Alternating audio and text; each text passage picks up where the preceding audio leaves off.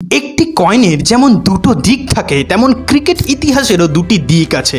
একটি দিক সুন্দর রানে, সুন্দর সুন্দর ইনিংসে এবং অসাধারণ ব্যাটিংয়ের ইতিহাসকে তুলে ধরে, তেমনি উল্টো দিকে ক্রিকেট ফিক্সিং, ক্রিকেট কন্ট্রোভার্সির ইতিহাস বড় হয়ে ওঠে এবং সারা ক্রিকেটকে কালিমালিপ্ত এবং নিন্দনীয় করে তোলে। তাই আজ আমরা এমনই একটি কন্ট্রোভার্সিয়াল এবং ফিক্সিং কেস নিয়ে আলোচনা করব, যা সারা ক্রিকেট বিশ্বকে এবং ইন্ডিয়ান ক্রিকেটকে খুব বাজেভাবে নিন্দার শিখরে পৌঁছে দিয়েছিল।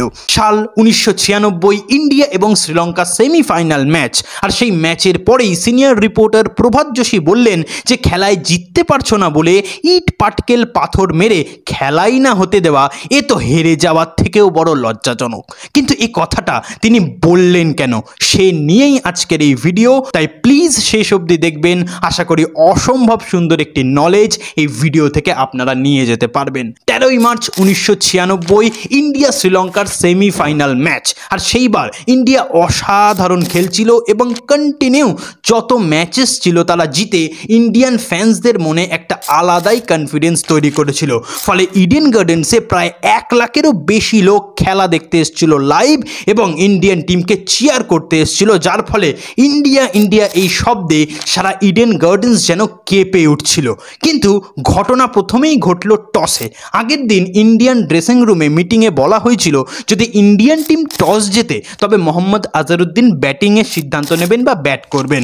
সেই বুঝে নবজোৎ সিং সিদ্দিও ওপেনিং করবেন বলে রেডি ছিলেন প্যাট পরে, কিন্তু মোহাম্মদ আজহারউদ্দিন যথারীতি টসে আসেন এবং টসে আসার পর টসে জিতে হঠাৎ তিনি বোলিংয়ের সিদ্ধান্ত নেন, যা একটা সবথেকে বড় কন্ট্রোভার্সিয়াল ডিসিশন হয়ে যায় সেই সময়। এবং যত তার টিমমেটস ছিল, ড্রেসিং রুমে যত প্লেয়ার ছিল, তারাও কিন্তু তাতে হকচকিত হয়ে যায়। হঠাৎ কি হলো যাতে আজহারউদ্দিন বোলিং চুজ করে ফেললো। যাই হোক, বোলিং চুজের পরে ইন্ডিয়া মোটামুটি বল করে 252 রান দিয়ে ফেলেছিল শ্রীলঙ্কাকে, এবং শ্রীলঙ্কা সেই সময় যে 252 রান করেছিল তা কিন্তু মোটেই কম ছিল না, কারণ 252 রান 1996 সালে ওডিআই ক্রিকেটে এক পাহাড় প্রমাণ রান ছিল।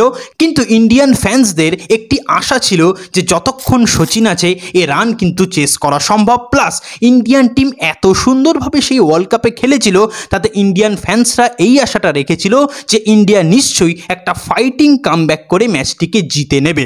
যথারীতি খেলা শুরু হলো এবং সত্যি কথা বলতে প্রথম 23 ওভার অসম্ভব সুন্দর সচিনের জন্য ইন্ডিয়ান টিম খেলেও ছিল। সচিন তার হাফ সেঞ্চুরি পূর্ণ করে এবং ইন্ডিয়া 23 ওভারে 98 রান করে মাত্র 1 উইকেট খুইয়ে, যাতে কিন্তু ইন্ডিয়ান দর্শকরা বুঝতে পারে তারা আস্তে আস্তে জেতার দিকে অগ্রসর হচ্ছে এবং তারা কিন্তু ম্যাচে ফুললি কবজা করে ফেলেছে। ফলে যেন ইন্ডিয়ার চিয়ার অফ আরও বেড়ে উঠেছিল এবং গর্জনে কিন্তু কাঁপছিল রীতিমতো ইডেন গার্ডেন্স। কিন্তু তখনই ঘটল একটা বিরাট অঘটন। সচিন লেগ স্টাম্পের একটি বলে শট খেলতে গিয়ে স্টাম্প আউট হয়ে গেল সনাথ জয়সূরিয়ার বলে, আর সমস্ত স্টেডিয়ামের লোক চুপ। যার পরেই কিন্তু ঘটলো একটা বড় অঘটন, যাই কিন্তু তৈরি করলো এই বিরাট কন্ট্রোভার্সি এবং যার সঙ্গে কিন্তু জুড়ে গেল একটি ফিক্সিং নামক শব্দ। তারপর ব্যাট করতে এলেন ইন্ডিয়ান ক্যাপ্টেন মোহাম্মদ আজহারউদ্দিন। তিনি ব্যাট করতে এসে মাত্র 6 বল খেলে একটা সোজা ক্যাচ দিয়ে কিন্তু ড্রেসিং রুমে ফিরে গেলেন। তারপর আর যত প্লেয়ার ছিল সবাই কিন্তু শুধু এলো আর গেল। সঞ্জয় মঞ্জরেকর মাত্র 25 রান করে আউট হন। তারপর অজয় জাদেজা থেকে শুরু করে আশিস কাপুর, নয়ন মঙ্গিয়া সবাই কিন্তু শুধু আসতে যেতে থাকেন। শ্রীনাথও ভালো রান করতে পারেননি। ফলে যেখানে 98তে মাত্র 1 উইকেট খুইয়েছিল ইন্ডিয়ান টিম, সেখান থেকে ইন্ডিয়ান টিমের স্কোর হয়ে যায় 120তে 8 উইকেট। এবং সমস্ত ইন্ডিয়ান ফ্যান্স এটাই ধারণা করতে থাকে যে ইন্ডিয়ান টিম হয়তো এখান থেকে আর বেরোতে পারবে না। ফলে একটা নিশ্চুপ অবস্থা তৈরি হয় এবং তারপরেই গর্জে ওঠে ইডেনের সমস্ত ফ্যান্স এবং তারা রাগে চিল্লাতে আরম্ভ করে এবং শ্রীলঙ্কান প্লেয়ার্সদের উপর বোতল, ইট পাটকেল প্রভৃতি ছুটতে থাকে এবং কিছু জনতা তো রেগে গিয়ে যত স্টেডিয়ামে সিট ছিল তা জ্বালিয়ে দিতে আরম্ভ করে বা আগুন জ্বালিয়ে দেয়, যার ফলে কিছুক্ষণের জন্য খেলা স্তব্ধ রাখা হয়। ম্যাচ রেফারি মাঠে আসেন এবং তারা ভাবেন যে কিছুক্ষণ পর নিশ্চয়ই কিন্তু জনতাকে কন্ট্রোল করা যাবে। কিন্তু সত্যি কথা বলতে যে এক্সপেকটেশন সেবার ইন্ডিয়ান টিম দেখিয়েছিল, তারপর এই খারাপ পারফরমেন্স অর্থাৎ চোখ করে যাওয়া এই ঘটনাটিকে কিন্তু ইন্ডিয়ান ফ্যান্সরা মেনে নিতেই পারছিল না, যার ফলে কিন্তু একটা বিরাট অবস্থা তৈরি হয়েছিল সেই দিন ইডেন গার্ডেন্সে। এবং অবশেষে খেলা কিন্তু আর শুরু করা যায়নি। যত শ্রীলঙ্কান প্লেয়ার্স ছিল তাদেরকে গার্ড দিয়ে বাইরে নিয়ে যাওয়া হয়েছিল এবং সেই সময় ক্রিজে ছিলেন বিনোদ কাম্বলি এবং অনিল কুম্বলে। তারা দুজন কাঁদতে কাঁদতে বাইরে বেরিয়ে এসেছিল, কারণ বিনোদ কাম্বলি সেদিন ভেবেছিল যে তিনি যদি ক্রিজে থাকতেন ম্যাচ তিনি কিন্তু ঠিক বের করে নিয়ে যেতে পারতেন।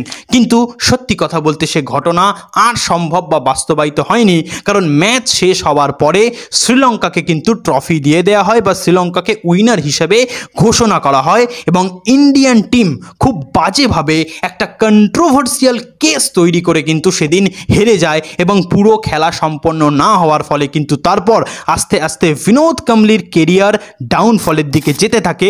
তারপর 15 বছর পর একটা মিডিয়ায় এসে কিন্তু বিনোদ কাম্বলি বলেন যে সেদিন নাকি মোহাম্মদ আজহারউদ্দিন ফিক্সিং করেছিলেন কিন্তু তাকে ফাঁসিয়ে দিয়েছিলেন।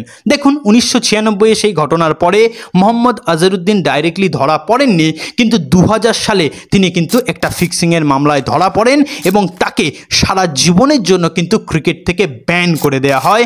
এরপর আরও অনেক বড় বড় প্লেয়ার আপনারা সবাই জানেন তারা কিন্তু এই ফিক্সিং কেসে উঠে আসে এবং ইন্ডিয়ান ক্রিকেটের একটা নিন্দনীয় চ্যাপ্টারকে কিন্তু তারা কনক্লুড করে যায়, যা কিন্তু সত্যি ইন্ডিয়ান ক্রিকেট ইতিহাসের একটা খুব কালো অধ্যায় এবং একটা খুব কন্ট্রোভার্সিয়াল ম্যাচ, যা সত্যি সেই সময়কার ক্রিকেট প্রেমীদের মনে বা তৎকালীন যত ক্রিকেট দর্শক আছে তাদের মনে এবং ইন্ডিয়ান ক্রিকেট ইতিহাসের মনে কিন্তু একটা দাগ সর্বদাই রেখে যাবে।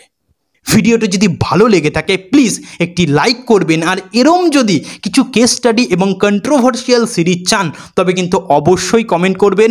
আরও এরম সিরিজ কিন্তু আমি আনতে থাকবো আপনাদের জন্য। ধন্যবাদ।